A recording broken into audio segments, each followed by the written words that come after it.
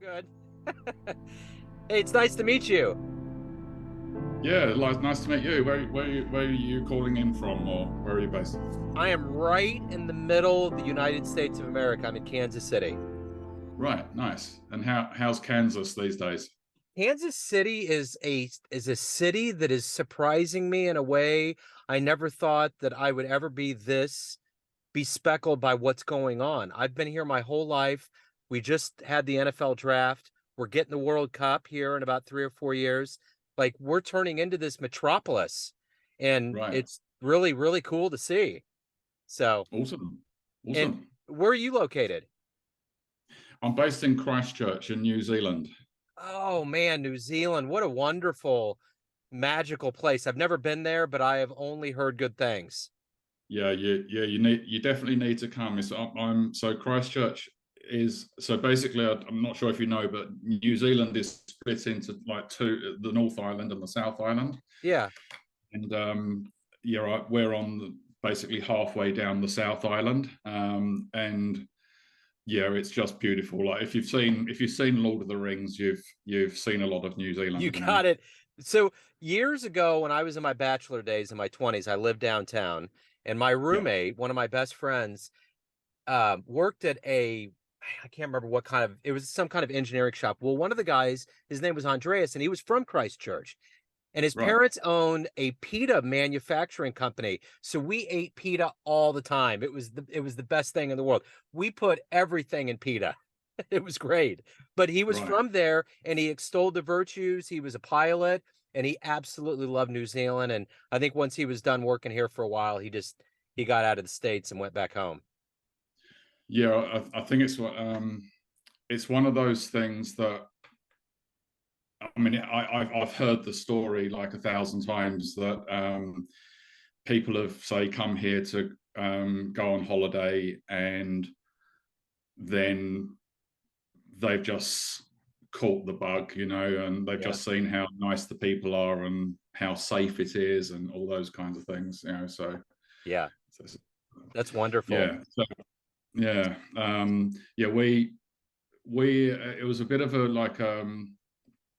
it's a bit of a like I don't know, not so much a strange story, but we me and my wife were like very busy working in the UK, and we was working for a company.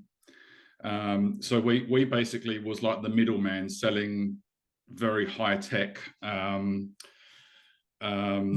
equipment that came out of San Marcos in California. Yeah. And we was doing a very very large project, and there was we had to basically go out a couple of times where we took the client out to make sure that everything was going to plan. It was basically instrumentation. It was basically do you know the cooling water that goes into a nuclear reactor, Yeah. right? Yeah. Yeah. The equipment is what basically was measuring the level of that. So it's like hyper critical to get it right, yeah. Yeah. Yeah.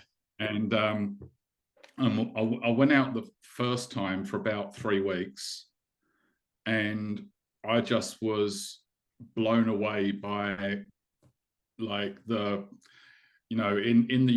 think there's this phrase like in the UK you live to work, like you don't really get much of a life outside work, but in the United States, it was very much work to live, you know, like there was a lot more um you know good times outside of work, you know. Yeah. And I went back, told my wife all about it, and said, "Oh, you know." And anyway, it kind of all got forgotten. And then because I'd had quite a good year with the company, and the project still wasn't finished, they wanted to send me out again, and they said, "We'd like to shout your wife to go out with you." And she got to see it her firsthand. And so we went actually back to the UK, and we pretty much started looking at how to get into the United States. And then we bumped into an old, you know, call it serendipity, whatever. We bumped into an old friend of ours that we hadn't seen for at least 5 or 6 years. And he said, "Oh, what books have you got?" And we told him it's all about how to get a green card and all that. And he said, "Have you heard of New Zealand?" And he said, "Because they're actively looking for people right now." And apart from, Anchor butter and New Zealand lamb, we had no idea what New Zealand was, right? Yeah. And then once we started looking into it, it just looked like this magical place. And there was actually encouraged, they actually wanted more people at the time. So I was really lucky. And yeah, that was the story. That's how we ended up coming here. That's wonderful. So we're going to work back from that. I'm glad you painted that picture for me. So I want to start first and foremost with COVID. The last 3 years has been quite a thing, and all of the different countries in the world had their own approach, but it did affect us all personally. How did you get through that time period, and how has it changed the way that you do things now? Sorry, what's the question? How about COVID? Sorry. How did you get through the COVID time period now that the world's waking up, and how has it changed you? Um, I think, to be honest, like many years before COVID, like about 10 years prior, I'd already had decades of poor mental health, and I'd nearly got killed in the earthquakes here. Had a massive mental breakdown, and I'd been on a journey of mental transformation really over a period of 10 years before COVID arrived, and I had already seen the magic that happens when you basically pay more attention to your inner world.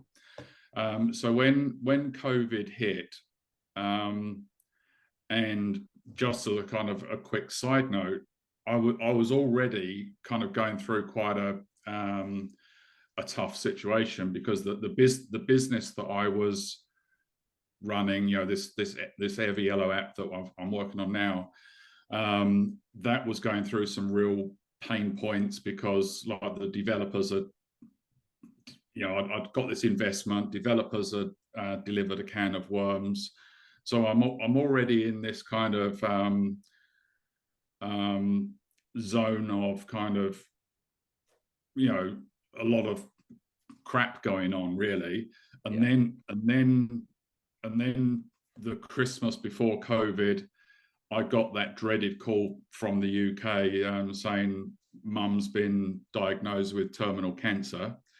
So I went over to the UK. So by the time, so I was actually, before COVID happened, or actually while it was happening, because I think it kind of emerged in Wuhan or something Yeah. around Christmas time, didn't it? Yeah. And so all while that's going on, I'm basically watching my mum fade away in a hospice. and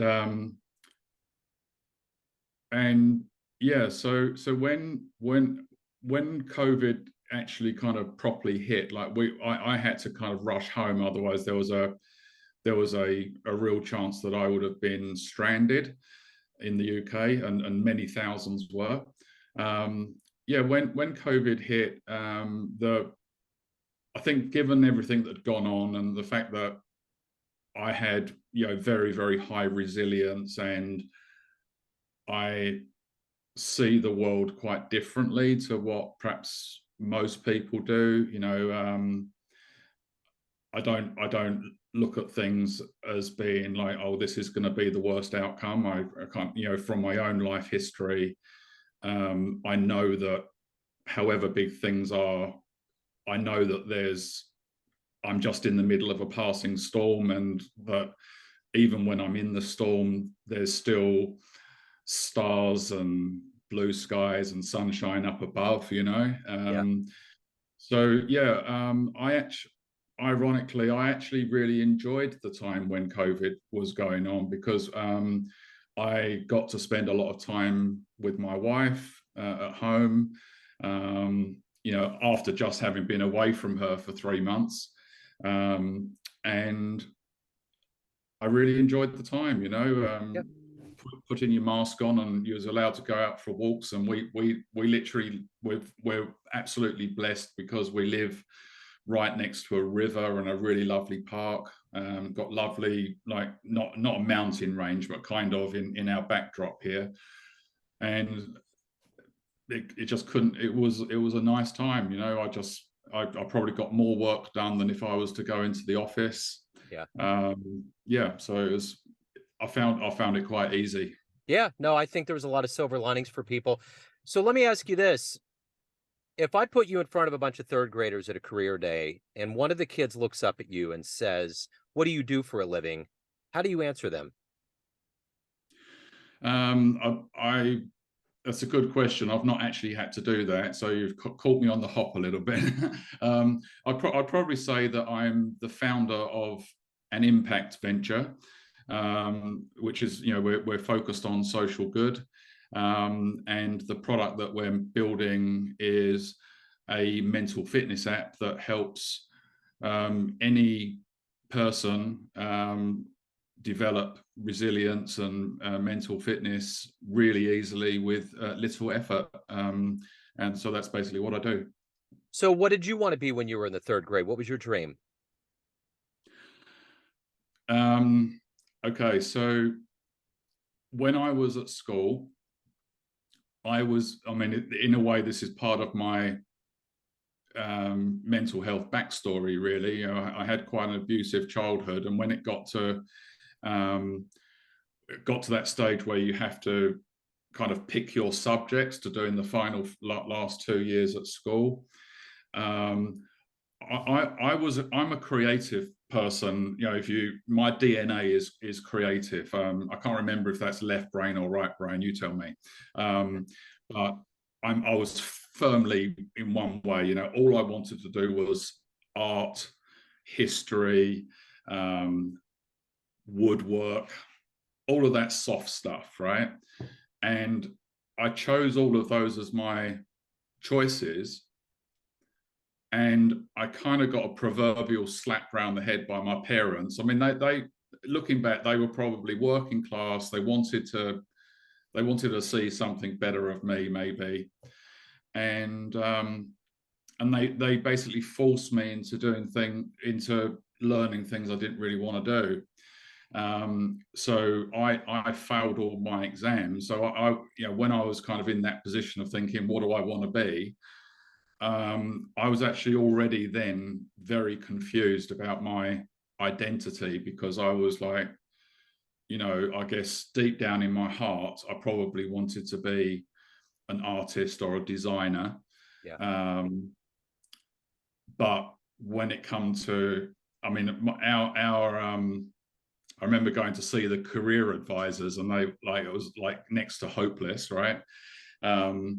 And yeah, when I failed all my exams, you know, my parents came in again, helped me out in quotes, and they got me into an apprenticeship with Marconi Avionics, doing an electronics apprenticeship, which again is completely the wrong side of the brain for me. I got through it okay, and now yeah. So the long answer really is I had no idea. I was confused. So who were some role models or heroes for you growing up? The main one that comes to mind is my grandfather. You know, he was always there for me. He always had time for me. Yeah, he was always, you know, incredibly patient. All of those things. Yeah, that's probably who I'd say. So if you can meet anybody alive on the planet right now and spend some time with them, who would it be? Oh, that's an awesome question. I think, yeah, there's probably so many. I I'd love to spend. I'd love to, if I could speak his language, I'd love to spend time with, you know, someone like Gandhi, for example, who somehow through incredible turbulence managed to still be a wonderful person. Um, Martin Luther King, Muhammad Ali. I would, if I was faced with the choice and they said, look, just pick one, I think I'd find that really difficult. Yeah.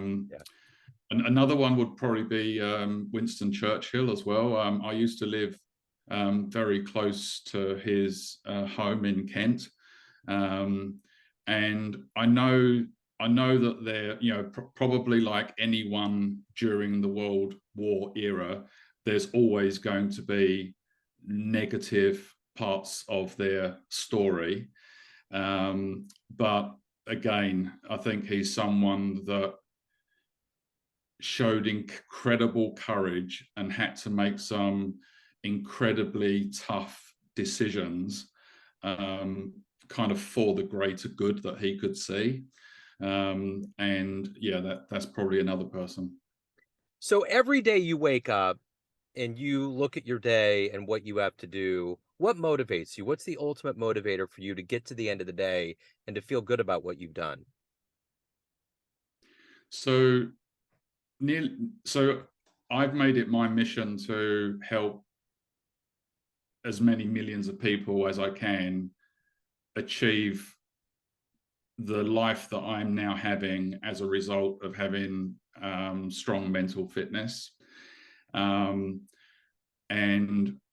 kind of just for the listeners to put that in perspective, if I'm not talking about, say, mental illness like, say, schizophrenia or anything like that, but if you talk about general mental well-being on say a 1 to 10, around the 3 mark is where, if you were, say, feeling, I don't know, maybe depressed or something, and you went to see a doctor, they would give you an assessment, and if you're below a 3, they you are diagnosed as being mentally unwell, and they would probably give you antidepressants. If you're above a 3, they would say, no, you're actually fine, and so you're technically mentally well, but you need to kind of take some time off and whatever, slow down a bit. What I later discovered is that most of us are around the 5.5 mark. That's if you draw a bell curve. Most of us are, most of us are between like 4 and 6, right? Like the massive percentage of the population between 4 and 6, and I call that being just okay, right? And this is literally billions of people in the world that are going through the motions of life and not particularly happy, not particularly, sad either. But I draw this analogy of they're like a mouse that's on like a treadmill, where you'll just keep on going, and because you're on this on this, the roller wheel things, you just can't see anything else, right? But once I stepped off of that, and I started reframing my thoughts, my feelings, my behaviors, and basically made my mind, my operating system in my head work a lot better for me, my life just changed incredibly. In what, like, I could go on for an hour. My relationship with my wife dramatically improved. Things that she would do that annoyed me now make me smile. I very rarely get sick. I've not had COVID.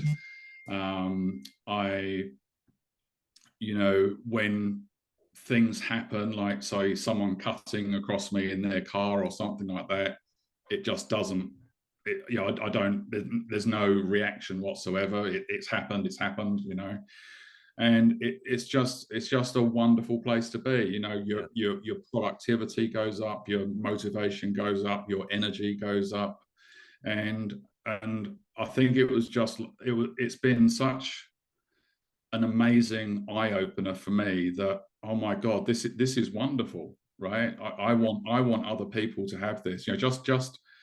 Just imagine what society and the world would be like. Just imagine how businesses would run better if, say, everyone just had a little bit of this, right? Yeah. Um, so yeah, that's why I kind of went on this mission, and that's why we created the app to kind of help people do that. Seems as though COVID really brought mental health to the forefront. It seems probably as though this is a very ideal time to have an app and to help people.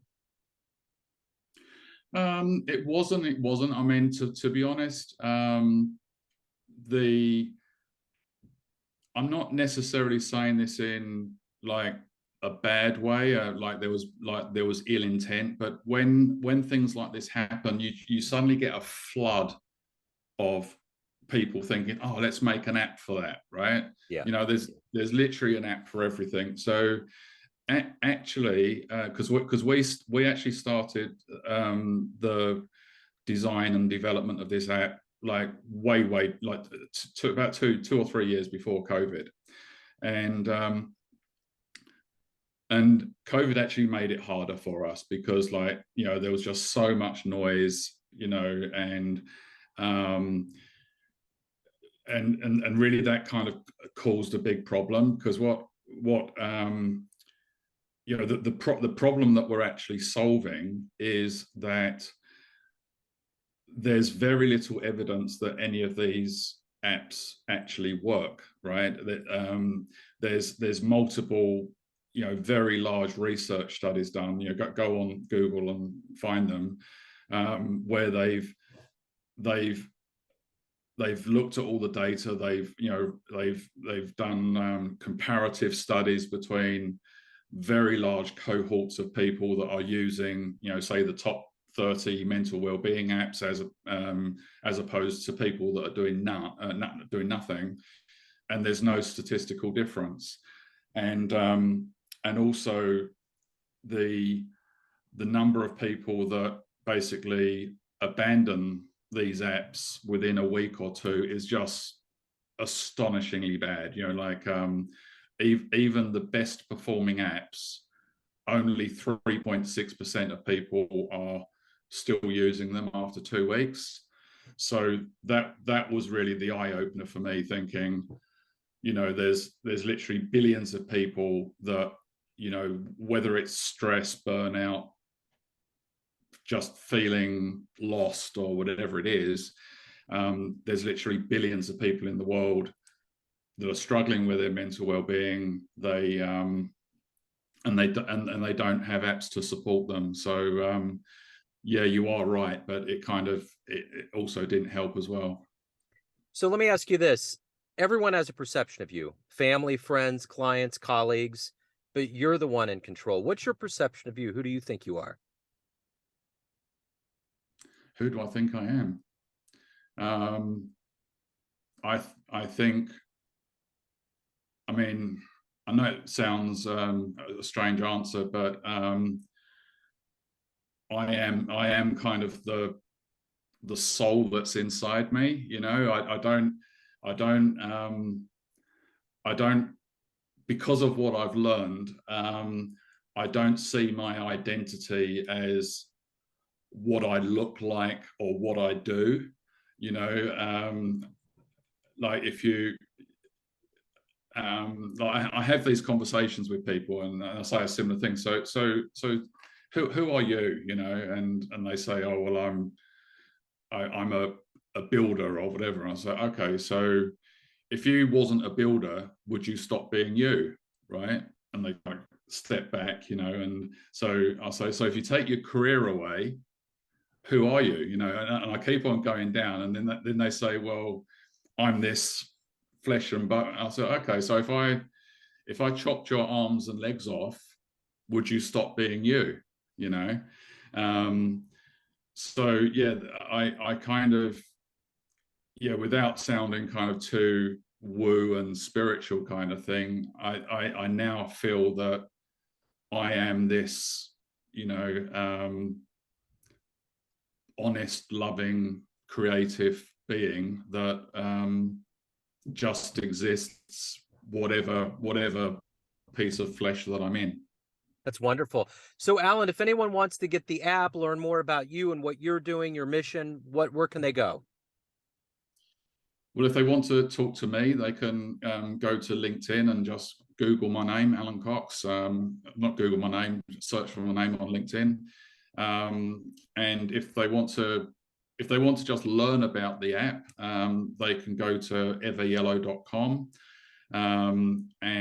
But if they just want to download the app and give it a go, they can just go straight to the App Store and download it now. Because we're a social mission, we believe that money should never be a barrier to well-being. So the free version of our app is, it's comprehensive and it doesn't expire, so you can use it forever for free. We have a that gives you more content, more features, and because we are a social mission, we just say, look, if you can afford to pay, it'd be really appreciated if you do.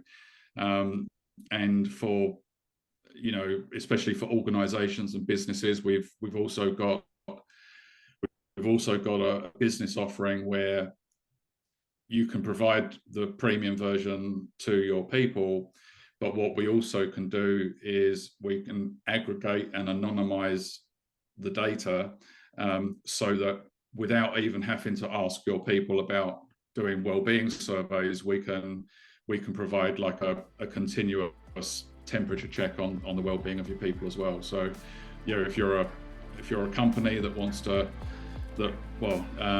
basically wants to lead well-being and wants to improve the well-being of their people, then come and talk to me. Sounds great. Alan, this is great. Thank you for opening up. Thank you for your time. Best of luck with the mission and everything you're doing.